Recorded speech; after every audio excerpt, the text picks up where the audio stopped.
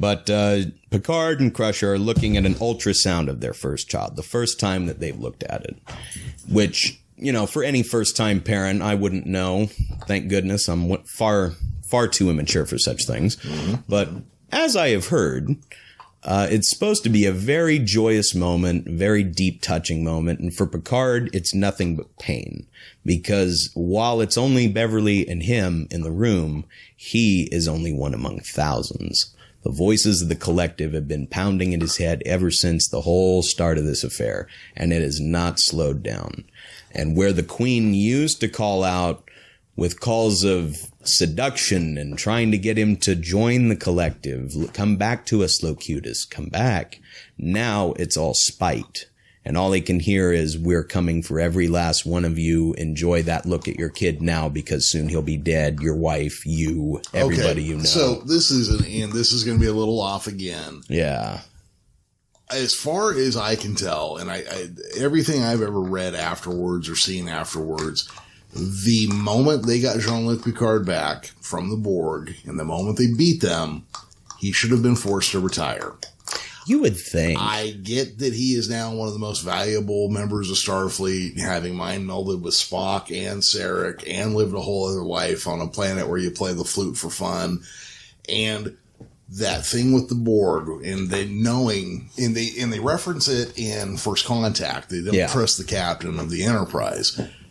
Then he shouldn't have been the captain of the Enterprise. Yeah, that's kind of a big assignment to give somebody that you don't really trust. Yep. It's like giving an addict your keys or something, telling him not to touch your car almost. Yes, Commander, I understand. I have always found it. Look, I love Picard. This isn't like an anti-Picard thing. Oh, yeah. This is just me, like, you telling me that all he can hear is the voice of the Queen, who used to be seductive and now it's vicious. He has no business running the flagship of the Federation. No. Yeah. And as this series goes on, if you'll remember from First Contact, one of the big plot points of that movie was how he took it so personally what the Borg were doing that it almost blinded him to the point where he was willing to sacrifice his entire crew just to beat them. Yeah. Because they're not going to take the Enterprise. They're not going to lose the Enterprise, not while he's in command. Yep. And over the course of this series, we definitely see that version of Picard come back. Yeah. And do you watch Red Letter Media's videos at all? Did you see their takes on the Star Wars movies and the Next Gen movies?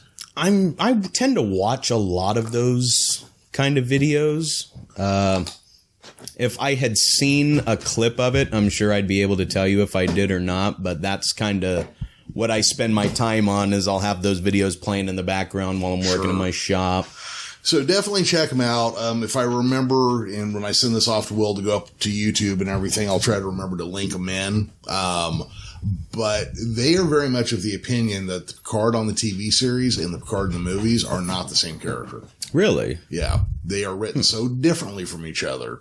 Yeah. Because the Picard in the movies, he's always willing to violate Starfleet rules, and we'll take the badge off and we'll go do this. And Picard, much like Kirk, so by the book. At least Picard in his later years, he was a little more of a hothead when he was younger. Yeah.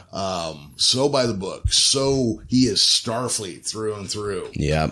The Picard in the movies, he's a little loosey-goosey. Oh, yeah.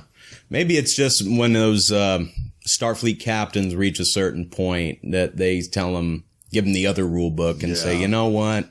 You've been here long enough. We'll trust your judgment call in the after the fact. Forgiveness over permission. Go ahead. You know?